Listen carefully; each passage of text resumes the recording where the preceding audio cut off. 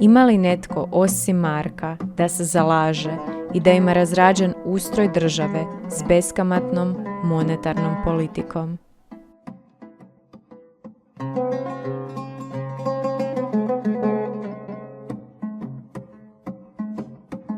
Pušta se zlato niz vodu.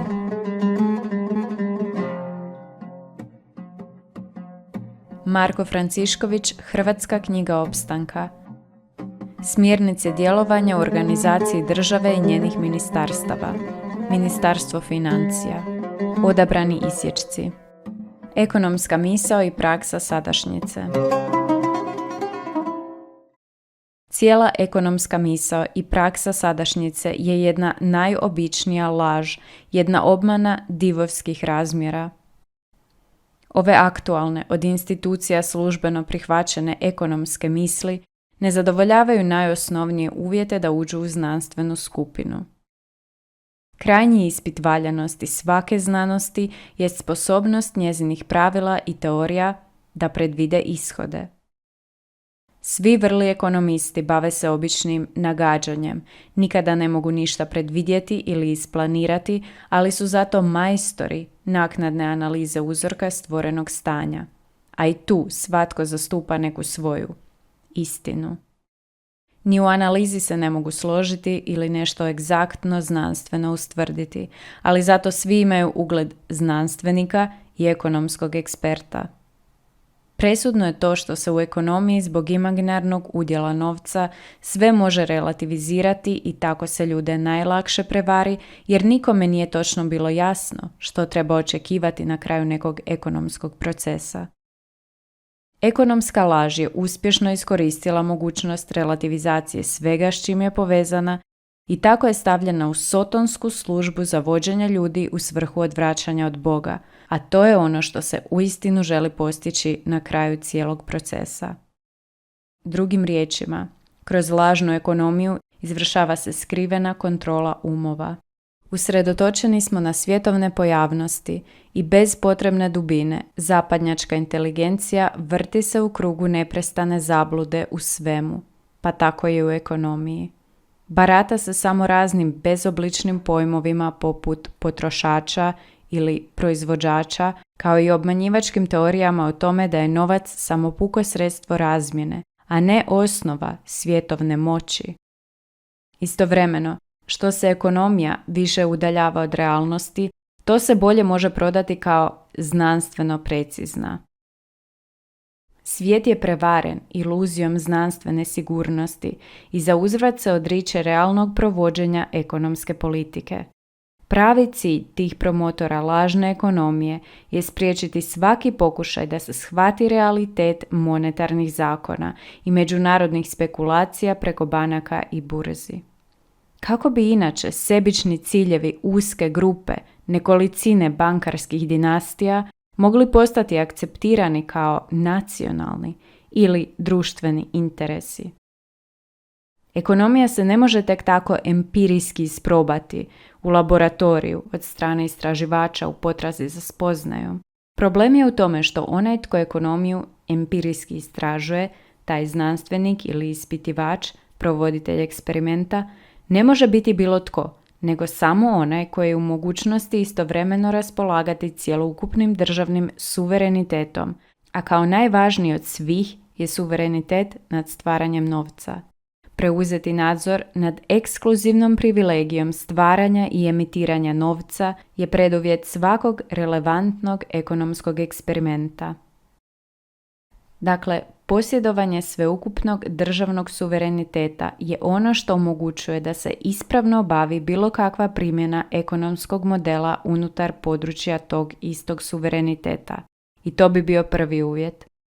Drugi uvjet bi bio taj da se taj suverenitet povjeri onome tko zna što s njim mora uraditi kako bi ekonomski proces koji se želi izvršiti bio primjereno izveden.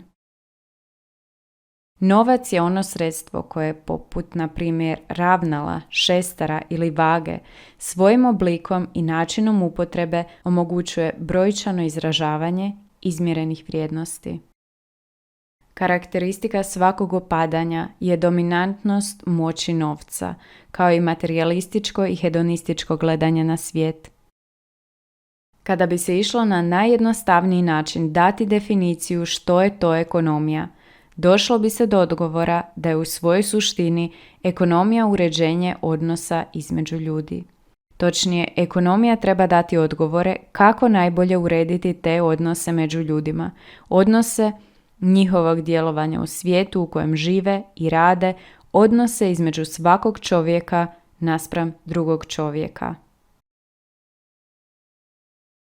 Kapital, kao glavni izraz ekonomije, vlada svijetom po svojoj volji i praktički je postao dominantnim globalnim božanstvom. Jednim božanstvom u mnogim izrazima, valutama, ali s tendencijom da se to mnogoboštvo pretvori u monoteizam, jednu svjetsku valutu, a time bi vjera u novac bila dovedena do svog teološkog vrhunca. Nakon toga, proces koji je sada u tijeku završava i dolazi do navještanog kraja povijesti, jer nema se što više ostvariti, nego treba samo egzistirati uspostavljeni poredak. To je novi svjetski poredak, koji ima biti nekakav čovjekov raj na zemlji, samo što taj raj ima svoje nadahnuće na krivom izvoru, a po tome mu je određeni izgled koji će biti sve samo ne dobar. Što je novac? Novac kao broj. Čovjek je taj koji je stvorio kapital. Novac je ljudska imaginarna tvorevina isto kao što su i brojevi. U stvari, novac, kapital i jesu samo brojevi.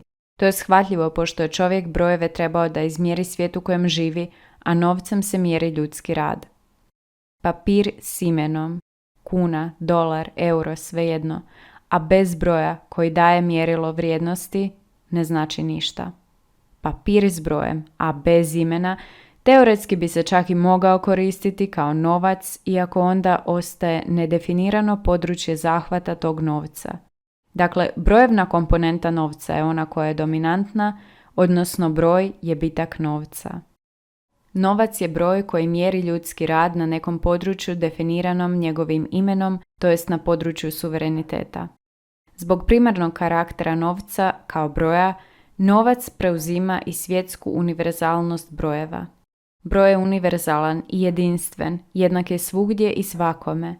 Ne postoji danas hrvatska, posebno srpska, posebno turska ili bilo kakva druga matematika. Kako je Bog pomrsio ljudima jezike i time ih stavio u stanje podijeljenosti i međusobnog nerazumijevanja, a to je bilo za korist ljudi, jer je čovječanstvo tako zaštićeno od dolaska u stanje jedinstvenosti u zlu, tako su brojevi i matematika, odnosno numerologija, kao vrhunska magijsko-kabalistička disciplina, postali jedinim univerzalnim i svima razumljivim sredstvom sporazumijevanja pomoću kojeg zavedeni i od Boga odmetnuti ljudi žele opet pokušati ostvariti sve svjetsko jedinstvo, a zbog svoje griješnosti to je onda samo jedinstvo u zlu. Matematika tako predstavlja jedinstveni globalni predjezik ili jezik savršene apstrakcije, kojim se služe u matematiku upućeni i nakon matematičkog rada na globalnom jedinstvu omogućuje se objedinjenje u jednom jeziku. Tada će, a za to moći žude oni koji svime zakulisno upravljaju, novodobitnom čovjeku biti ostvarivo sve što nakane izvesti. Novac kao ime. Matematika sada ostvaruje potrebnu funkciju jedinstvenog jezika i predstavlja najbolju pripremu za planirano objedinjenje u jeziku nekog budućeg vremena. Smetnja što djelotvornijim brojčanim manipulacijama su različita imena koje idu uz brojeve. Točnije, to su suverene države stvorene od nacija sa svojom nacionalnom valutom. Različitost valuta smetnja je brojčanoj prirodi novca i usporava kretanje kapitala. Postojanje različitih valuta, odnosno država koje koriste svoje valute, smetnja je samim svojim postojanjem i kapital je usmjeren u ukidanju svih ograničenja i zato se moraju uništiti valute ili države, nacije. Svejedno je, ukine li se prvo valuta ili država, jedno podrazumijeva drugo. Država bez vlastite valute nije više stvarno suverena, a nije više ni prava država. Slika, simboli i ime, riječi na novcu identificiraju vlasnika nad tim novcem i onoga koji jedini ima ovlast novac stvarati. Ukidanjem simbola i imena, bilo kraljeva prije ili modernih država sada, ukida se i suverenitet nad pitanjima povezanima s novcem, ali se istovremeno ukida i sama vlast i prelazi u ruke onoga tko stoji iza novih simbola i imena upisanih na novac. Države sa svojim simbolima i imenima moraju biti izbrisane s novca, te se time ujedno i same države rasformiraju u nešto što se može nazvati nedržavom, a suverenitet i svu vlast nad ljudima i teritorijem preuzima onaj čija se slika i ime nalazi na novcu. Onaj čije će se ime nalaziti na globalnoj novčanoj moneti biti će ujedno i onaj tko će imati globalnu vlast u vidu svjetske naddržave ili nadvlade uzdignute novčanim suverenitetom iznad brojnih nedržava. Kamata. Kamata je sama po sebi nedopustiv oblik stvaranja bogatstva. Kroz kamatu novac sam stvara nov novac, brojevi produciraju brojeve. Bez ikakve podloge u radu, tako stvoren novac stavljen u opticaj oduzima vrijednost rada na cijelom području suvereniteta valute. Profesor Bernd Senf sa sveučilišta u Berlinu došao je do spoznaje da novac mora biti oslobođen kamate i da se kamata posve ukine kao pojam. Tvrdnje potkrepljuje time što govori kako kamata i kamata na kamatu čine da štednja i kapital rastu eksponencijalno, što za posljedicu ima i eksponencijalni rast dugova. Da bi takva dinamika bila održiva, kako bi dužnici imali otkud plaćati kamate, najmanje jednakom brzinom, to jest eksponencijalno, mora rasti ekonomija u cjelini, odnosno mora se stvarati nova vrijednost. To, govori profesor, nije moguće.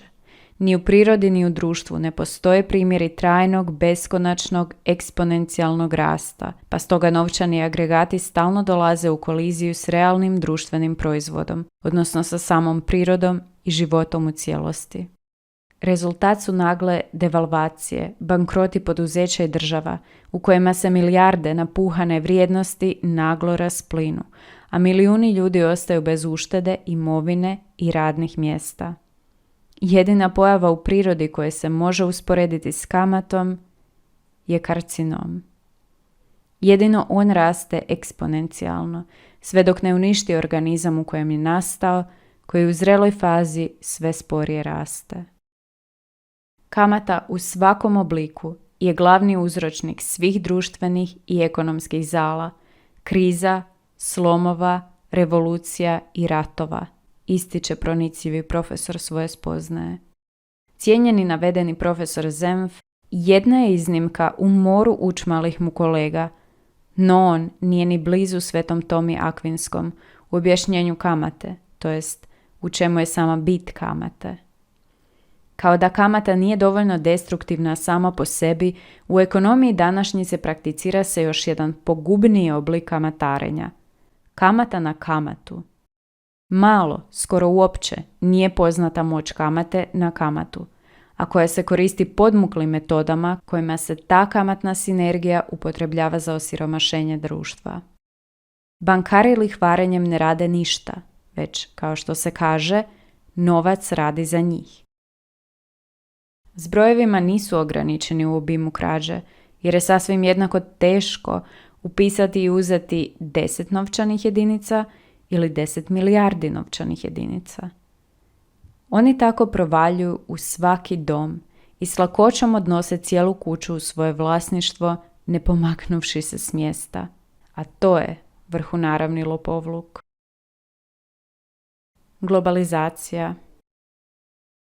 U tvrdnji da je globalizacija nužna i neizbježna, te da joj se moramo podčiniti, htjeli mi to ili ne, prisutno je beskonačno udaljenje od Božjeg poslanja koje je dano svakom pojedincu, ali i svakom narodu. Svako poslanje svakog pojedinca, što god on bio, nadilazi naše ljudske mogućnosti, ali u tome je upravo i bit ispunjenja našeg poslanja, da pouzdanjem u Svevišnjeg hrabro krenemo u ispunjenje svetosti svojeg života, Nitko nema pravo tvrditi da nešto nije moguće, da se mora unaprijed odustati ili povući od onoga na što smo pozvani činiti. Nitko ne može ograničavati ičije poslanje, jer time se ograničava i umanjuje Božja svemoć.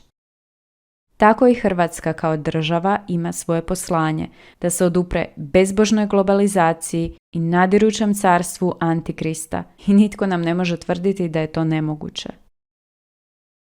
Ako je svaka država smetnja kapitalu, tada će država Hrvatska, kad se uredi kako dolikuje, biti najveća smetnja, upravo zbog svoje antisekularističke teokratske koncepcije uređenja. Jedna od osnovnih stvari na kojoj će se temeljiti nacionalna valuta i cijelo gospodarstvo je natalitetni oporavak i bez porasta rađanja nema rasta životnog standarda i nema blagostanja. Gospodarski rast će zbog povezanosti valute, novca, s rađanjem biti isto tako posve ovisan o stupnju natalitetnog rasta.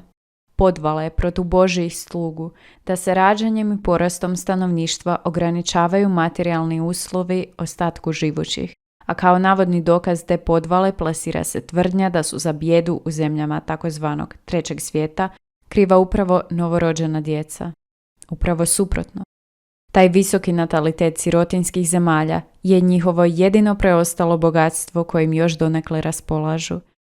A da je tome tako, potvrđuje činjenica da se na taj tako bogati zapad dovodi upravo ona najproduktivnija mladost kojom sirotinja raspolaže. Bijedu tih zemalja ne uzrokuju novorođena djeca, nego sustav eksploatacije i porobljavanja u koji su stavljeni.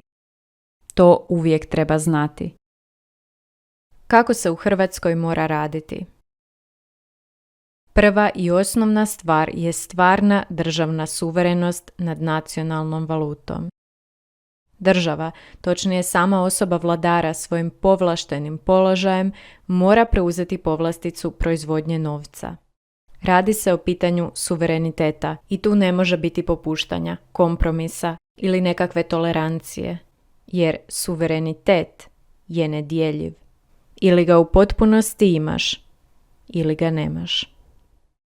Odricanje od suverenosti nad stvaranjem novca može se slikovitije usporediti s odricanjem muškarca nad svojom ženom i prepuštanjem svoje žene, svoje supruge, nekome drugome na raspolaganje. Poslije gledamo i slušamo tog drugoga kako pametuje i daje dobronamjerne savjete, dok odlazi u obilaske kod drugih poklonjenih mu supruga. Još smo sretni što nam je taj stranac ukazao čast i što nam je žena u pouzdanim rukama. Tako danas u Hrvatsku dolaze izaslanici financijske internacionale i tako smo svi mi jadni kada to dozvoljavamo. Kao usporedbi s predavanjem žene drugome, tako je i predavanje povlastice proizvodnje novca drugome čista perverzija i najobičnija izopačina. Samo bolesna i ustrojbeno retardirana država i samo nesposobna, pokvarena i izdajnička vlast može nešto takvoga napraviti. Ne samo napraviti, nego se time na sav glas hvaliti kao vrijednim postignućem. Od novca se ne smije stvarati idol, kult, obožavanja i prenošenja na njega ikakvih duhovnih svojstava, nekakve mistike ili magije, što je danas slučaj. Dobar primjer za naizgled bezazlenu manipulaciju u tom smislu jesu svima poznate izreke kao novac pokreće svijet ili kako je vrijeme novac. Ljudima se to preko kulture i medija suptilno sugerira i neprimjetno nameće u svijest, a ljudi to ravnodušno, poput ovaca koje vode na klanje, prihvaćaju. Ne uviđaju koliko su takve manipulacije subverzivne i opasne po njih. Bit i smisao pojma nacionalne ekonomije najbolje je izražena u narodnoj izreci uzdaj se u se i u svoje kljuse. Da ne bi bilo zabune, uzdanje se odnosi na uzdanje u vlastiti rad, življenje od vlastitog rada, a ne na bilo čiji tuđi račun. Osnovno, primarno uzdanje je u Boga i svu ljubav i milosrđe koji dolaze od Boga. Krivovjerje je da si je čovjek sam dovoljan i da se može sam spasiti, nikako se ne smije vezati uz nacionalnu ekonomiju ili ikakvu drugu ekonomiju. Nacionalizacija banaka. Nužna je hitna nacionalizacija svih prisutnih banaka i reorganizacija načina poslovanja s ciljem podsticanja poduzetništva same države, koja je najveći poduzetnik, a i pojedinih ljudi koji za poduzetništvo imaju nadarenost, ali i same volje za upuštanjem u pokretanje razvoja. Sve strane banke, koje su u stvari samo paravani za kojeg stoje konkretni pojedinci iz vrha judeo-masonske financijske internacionale, moraju znati da Hrvatska kao suverena država provodi svoje zakone i ne tičuje se njihovi nadnacionalni interesi koje upakiravaju kao nekakve obavezujuće zakone. Hrvatska ima puno pravo zbog svoje nacionalne suverenosti progoniti lopovluk, nacionalnu izdaju zbog služenja tuđim interesima, sve ostale oblike kriminala i nemoralnih ili nečasnih radnji. Isto tako, Hrvatska kao nezavisna država može mijenjati politički, ekonomski, pravni i svaki drugi poredak onako kako smatra potrebnim i neće joj nitko određivati što smije, a što ne smije činiti. Naravno, to se odnosi na stvarno neovisnu Hrvatsku. Neovisnu i samosvjesnu državnu vlast sa svojim vladarem koji se ne klanjaju volji drugih ljudi, makar oni bili najmoćniji na svijetu u svakom svjetovnom pogledu, nego se klanjaju i pokorni su samo svemogućem Bogu i uzdaju se u njega. Ako je vladar pravednik, a Bog će to znati, onda će i država kojom vlada zaslužiti milost. Ako nije, propast će i vladar i država koju vodi. Nacionalna valuta. Zaštitu od uplitanja sa strane i kvarenja računice pruža novčani monopol nacionalne valute. Sve mora biti mjereno u nacionalnoj valuti. Nacionalna ekonomija oslanja se na vlastiti rad i mora što je manje moguće uvoziti, a što je više moguće izvoziti svoje viškove koji ostanu nakon podmirenja vlastitih potreba. To je osnovno mjerilo uspješnosti i razvitka neke države u odnosu na drugu. Država Hrvatska mora radom svojih ljudi nadmašiti ili u najmanju ruku parirati drugim državama i na taj način ostvariti mogućnost razvoja. Vlastiti rad omogućuje uvoz potrebnih stranih proizvoda, a da se ne dovede u poziciju obezvrjeđivanja vlastitog bogatstva. Vladar na ekonomiju svoje zemlje mora gledati kao na ratni sukob u kojem je nepotrebni uvoz gubitak vlastitih snaga na tržištu, a produktivni izvoz gubitak protivničke strane. Na bojnom polju svjetske ekonomije Hrvatska se nalazi u poziciji da mora voditi obrambeni rat protiv globalnog kapitalizma ili se Hrvati moraju pomiriti s prihvaćanjem poraza i pokoravanja agresoru. Sredine nema, ili nacionalna borba za nezavisnost ili kapitulacija. Umjerenjaštvo, kompromiserstvo, tolerancija zla i grijeha samo su oblici samozavaravanja, mediokriteta koji poraz i kapitulaciju prepakiravaju u oblike kojima se savjest lakše priguši. Podloga kune. Glavna bit valutne politike je da hrvatska valuta mora biti vezana, imati svoje osnovno pokriće uz vrijednost i bogatstvo hrvatske zemlje i mora. To bazično, temeljno vrednovanje novca uz samo tlo, samu grudu zemlje, daje novcu, hrvatskoj kuni, najbolju moguću stabilnost i pouzdanost, ne računajući tu vjeru i Božju pomoć u svemu. Podloga novca u zemlji i moru je samo osnova na koju se nadograđuje rad hrvatskog seljaka na zemlji i ribara na moru, kao primarne nadogradnje, onoga što stvara novu vrijednost na trajno stabilnoj podlozi. Zatim dolazi rad hrvatskog radnika u koji ulazi tehničko-tehnološka razvijenost povezana sa radom hrvatskog znanstvenika i cijelog pripadajućeg odgojno-obrazovnog sustava, ali i državnog aparata koji samim svojim postojanjem također doprinosi stvaranju novih vrijednosti. Štoviše, država, to jest državna vlast sa svojim vladarom, predstavljaju glavu i mišiće cijelog koncepta stvaranja novih vrijednosti na temelju zemlje i mora. Država je ona koja sve skupa drži na okupu i daje nepovezanim jedinkama ili grupama ljudi sinergijsko spajanje na opću korist, ali i na jednu još veću transcendentalnu korist koja nadilazi puku materijalnu kalkulaciju kroz svoju posvećenost svevišnjem i njegovoj volji.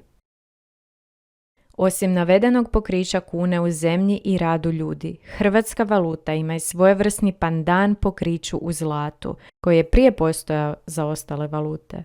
To ima biti takozvana prehrambena poluga, nasuprot zlatnoj poluzi, koja se sastoji od za život neophodnih, a pravilno uskladištenih, dugotrajno nekvarljivih prehrambenih proizvoda pohranjenih u državnim robnim zalihama. Ta prehrambena poluga sadržava potreban udio konzerviranog mesa, voća, povrća, ulja, soli, šećera, žitarica, kukuruza, mlijeka, dječje hrane i sl. Uz naravno životno neophodnu pitku vodu koja se isto tako skladišti i ili čuva kao strateška sirovina u količinama dovoljnim da nacija preživi u slučaju najgorega. U prehrambenu polugu prebacuju se svi otkupljeni poljoprivredni viškovi, a ono što se ne može uskladištiti neće biti bačeno ili spaljivano, kao što se radi u toliko naprednom i navodno humanom kapitalizmu, nego se donira gladnima u svijetu gdje god za to ima potrebe. Hrvati kojih nema su najveći nacionalni gubitak. I to nije šuplja fraza kojom se demagoški služi današnja politička klika, nego žalosna činjenica koja se mora najhitnije promijeniti. Djelovanje u svijetu. Svaki narod mora sam unutar sebe naći volju za preobraćenje i da si primjereno uredi državu onako kako prema vlastitoj posebnosti smatra najprimjerenije, slobodno raspolažući punom suverenošću nad sobom i svojom zemljom. Hrvatska treba samo uspostaviti poredak koji će svojim primjerom biti na uzor svima. Hrvatska ima obavezu svoje bitke van državnih granica suvereniteta voditi na duhovnoj razini, mijenjajući tako svoje nepovoljno svjetovno okruženje koje se nalazi pod kontrolom sotonskih štovatelja u samoj srži njihove pokretačke sile. Ono što se nalazi unutar područja državne suverenosti branit će se svim snagama kojima se raspolaže i nitko više neće moći slobodno porobljivati ovaj narod. Hrvatska ne treba izvoziti nikakve univerzalne svjetovne ideologije i pasti u zamku da postane čak i nekakvi ideološki agresor. Ono što branimo je pravo na odabiranje vlastitog puta i vlastite sudbine svih i svakoga. Nema nikakvih univerzalnih, danas popularno zvanih globalnih, obrazaca za političko i gospodarsko uređenje. Svaki narod ima svoje posebnosti, jednako kao što to ima i svaki čovjek.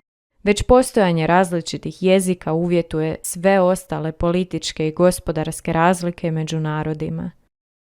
Uz to, drugačije i u drugim uvjetima žive ljudi na dalekom sjeveru, u tropskom pojasu, u pustinji ili u planinskim visoravnima i svi oni imaju svoju zasebnu povijest već samo zbog zemljopisno-klimatskih uvjeta i zato su drugačije izgrađeni kao pojedinci i kao društvo.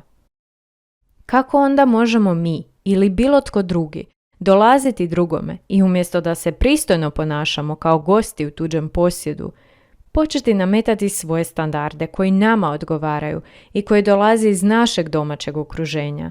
Zar znamo bolje od drugih što je njima samima dobro, a što loše?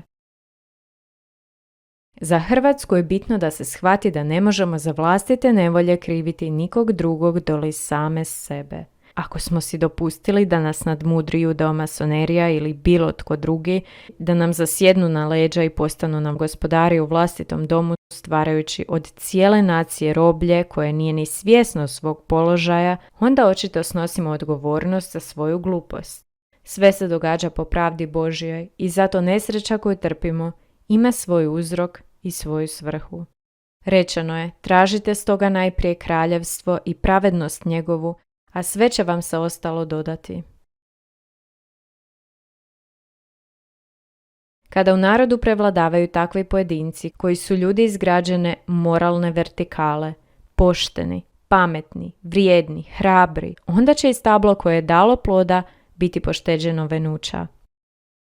Za to nisu potrebne izborne cirkusarije, izborne komisije i prebrojavanja, nego će Bog znati koliko je srca uz njega.